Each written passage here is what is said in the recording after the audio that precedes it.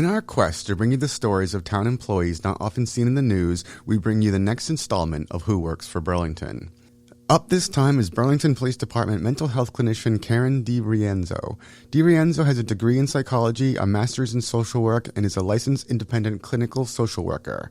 She joined the department 4 years ago as its first in-house clinician, a trend that is becoming more common in policing as they work to improve how they respond to residents suffering from mental health issues and what is called the co-response model.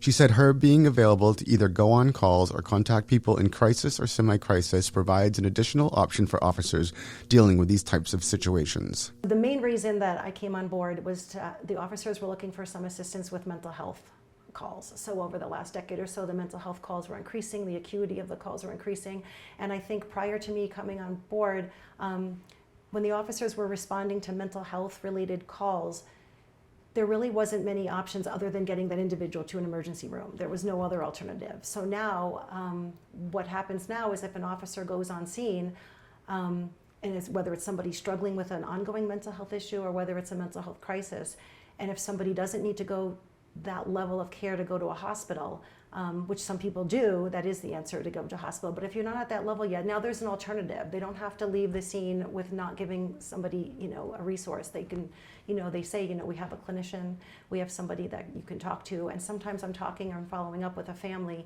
as the officers are leaving. So I do a lot of follow-up on those type of calls.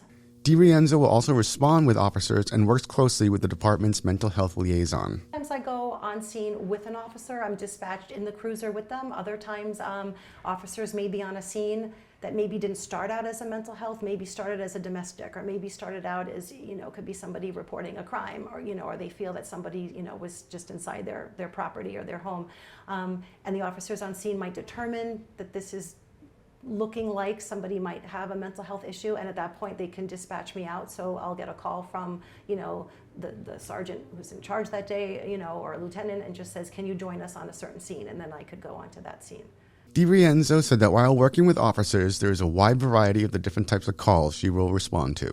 I'm thinking of, anybody that makes a statement of self-harm, somebody might call us, we might get a 911 call from a family member that says, their child or their family member is, having some thoughts of hurting themselves, or just really in a really deep depression, and they're looking for like a well-being check or looking for someone to come talk to that individual. That is something that I would get dispatched out to. Sometimes it might be somebody with an altered mental status.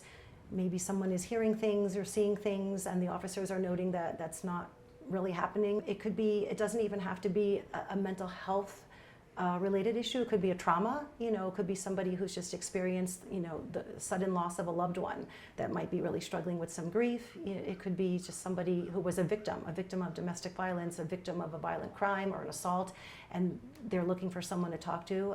So it's not just, true mental health issue. It could be any family issue. Anybody really struggling with something that, people are calling 911 for a reason, so they're looking for some assistance. DiRienzo says the way police handle mental health issues has evolved in recent years, and there's more of an emphasis on training to de-escalate difficult situations. Along with having her in the department and having her train with officers on mental health and her receiving FBI crisis negotiation training, other members of the department also emphasize similar preparation. 100% of the officers have mental health first aid training, and 20% are crisis intervention trained. DiRienzo said this situation makes the partnership she has with officers all the more effective and is a welcome change from the past. Way back when I was in graduate school, there were not clinicians working in police departments. I didn't see that. That was quite a while ago. I've been a clinician for over 20 years.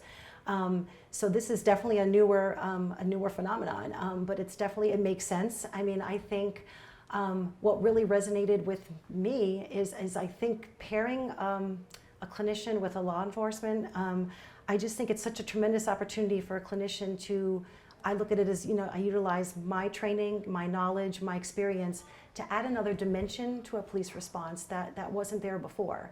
We work together as a team, and we have a little bit of a different technique, but yet we come to the same outcome. We just have the same goal. Our training's different, our skills are different, but I think when we put them together, it really can become a very powerful, team approach, with the end goal that we just really want to de-escalate anybody who's in crisis or any crisis situation. De-escalate make sure everyone's safe, and then get somebody the help that they need and the right help. Now you know who works for Burlington. We'll be back with another edition soon, so stay tuned.